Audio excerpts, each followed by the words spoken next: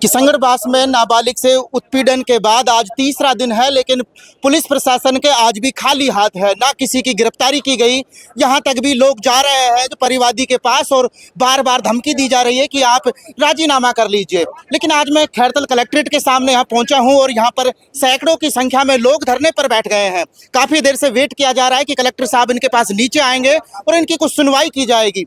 लेकिन इनका क्या दर्द है, क्या पीड़ा है, क्यों लोग यहाँ पे इकट्ठा हुए हैं, इनसे ही हम जानते हैं। आइए सीधा इनसे ही बात करते हैं। भाई साहब, आपका क्या नाम है? मेरा नाम सब लक्ष्मी नारायण है जी। लक्ष्मी जी, क्या दिक्कत आ रही है, क्यों इतने उसमें बैठे हैं आप यहाँ पे?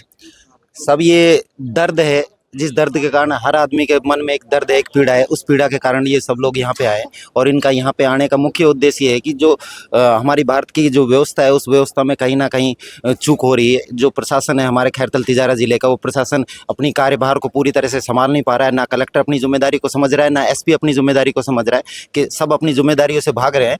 और के लिए हम लोग बैठे हैं। एक नाबालिग बच्ची जिसके घर वाले कि घर में कोई एक्सपायर हो जाता है, उसके लिए हरिद्वार जाते हैं और हरिद्वार जाने के बाद पीछे से उनके ऊपर इतना वहाँ पे इस तरह का प्रशासन की व्यवस्था है। अब क्या मांग कर रहे हैं? प्रशासन को ज्ञापन देने आप आए हैं या फिर ये धरना आपने लगा दिया सुबह पहले?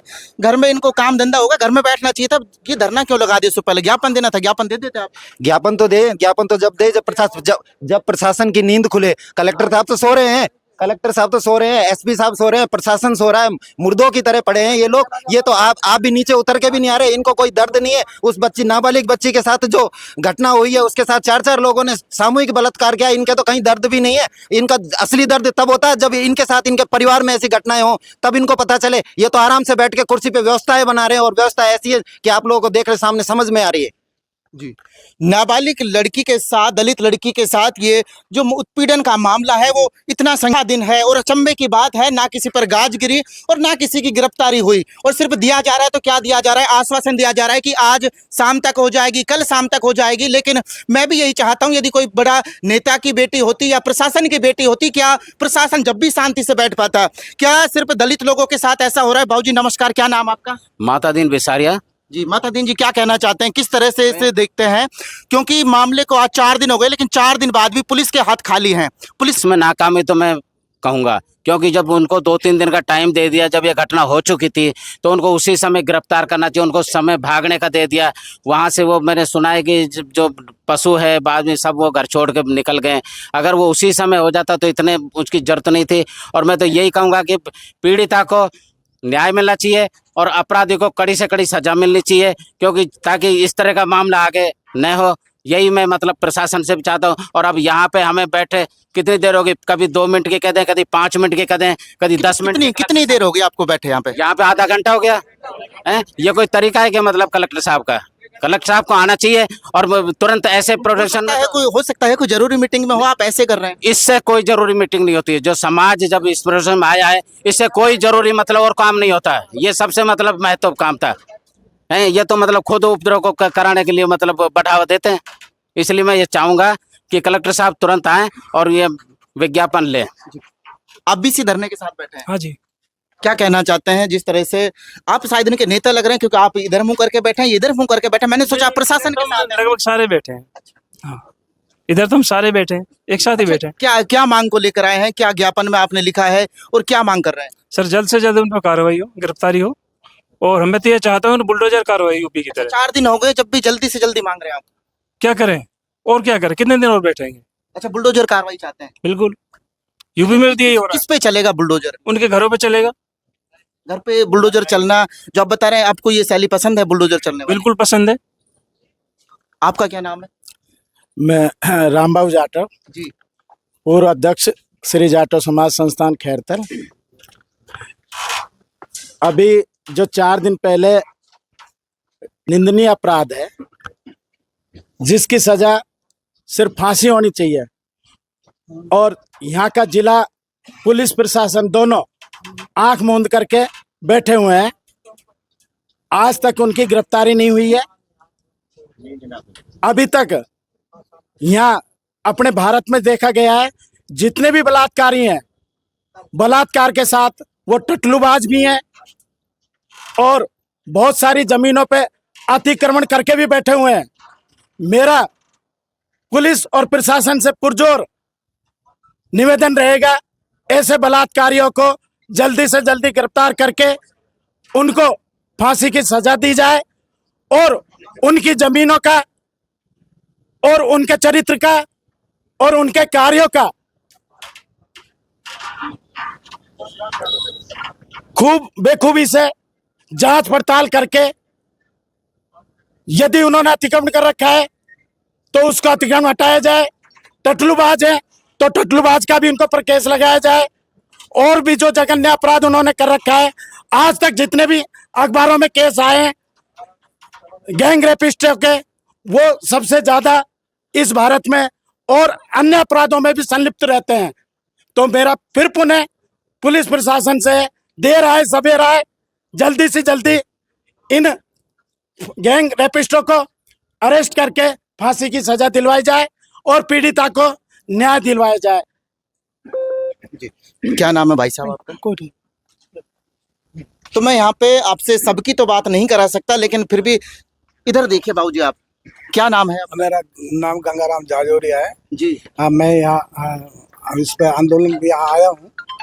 मैं कलेक्टर साहब को ज्ञापन देने के लिए। अच्छा, ज्ञापन देने के लिए आए थे? आंदोलन तो बन गया? आंदोलन तो बन गया, जब कलेक्टर साहब आ ही नहीं रहे, हमको आधा घंटे हो गया। 10 मिनट हाँ, आधा घंटा होगा। और कलेक्टर साहब यदि कोई लेकिन जो SC/ST के ऊपर जो ये होते हैं ना बलात्कार या दुष्कर्म काम, यहाँ मतलब कोई प्रशासन अलर्ट नहीं होता है। अब यदि ये कांड दूसरी समाज पे, जर्नल पे या कोई ओसा पे होता तो अब तक प्रशासन अलर्ट हो जाता और उनको अरेस्ट करके उनको मतलब गिरफ्तार कर लेते। 4 दिन हो गए। आपको ऐसा लगता है कि SC/ST की वजह से सरकार दबाने की कोशिश कर रही है? हाँ, दबाने की कोशिश कर रही है, दबाने की कोशिश कर रही है। न्याय नहीं चाहता है प्रशासन? क्या चाहता है प्रशासन? प्रशासन ये हमको न्याय नहीं मिल रहा है ना। हमको न्याय जहां भी हो रहा है कांड, ये SC/ST के ऊपर हो रहा है। जी। इसके अलावा भीम आर्मी ने, तमाम संगठनों ने आज कलेक्टर साहब को ज्ञापन दिया है और गिरफ्तारी की मांग की है, जल्दी से जल्दी न्याय मिले। तो मेरे साथ भीम आर्मी के अध्यक्ष हैं खैरतल तिजारा से, क्या आश्वासन दिया है? आश्वासन ये दिया है कि भाई हमने बोला है कलेक्टर साहब को कि आज की तारीख में जल्द से जल्द उनको गिरफ्तार किया जाए और उसकी कड़ी जांच की जाए और उनके जो भी अवैध कार्य हैं, जो टकलूबाजी हुई या कुछ भी हुआ, उन पे अपने प्रशासन अपना उस पर करके और उनको गिरफ्तार करे, उनको तोड़े फोड़े करे। और प्रशासन ने क्या आश्वासन दिया ये बताओ? प्रशासन ने तो अभी ये कहा है कि हमने बोला कलेक्टर साहब को कि आप जाकर वहाँ एक बार जाँच करें। गिरफ्तारी हुई किसी की अभी तक? भाई अभी तक गिरफ्तारी के लिए तो तीनों का बोला कि भाई 3 लड़के गिरफ्तार हुए, शायद 3 लड़के गिरफ्तार, वो एक लड़का फरार है। तो बाकी ये है कि कलेक्टर साहब ने बोला है कि मैं वहाँ पे रात्रि चौपाट लगाऊंगा और वहाँ की जांच करूंगा। जी। कामरेड जी, क्या कहना चाहते हैं? क्या आश्वासन आपको मिला है और कितना विश्वास है कि जो प्रशासन ने अब आश्वासन दिया है उस पर अब वही कार्रवाई हो पाएगी? 21 तारीख की घटना है जी। जो पीड़िता के परिवार के कोई ऐसी दुर्घटना हो गई थी कि वो लोग सारे वहाँ गए हुए थे। उन लोगों ने उस समय का, मौके का फायदा उठाकर पीड़िता के साथ सामूहिक बलात्कार किया। अगर प्रशासन इसमें टाइम पर कार्रवाई करता तो शायद इतना ये हमको ज्ञापन देने की जरूरत नहीं पड़ती। 3 लोग गिरफ्तार हुए।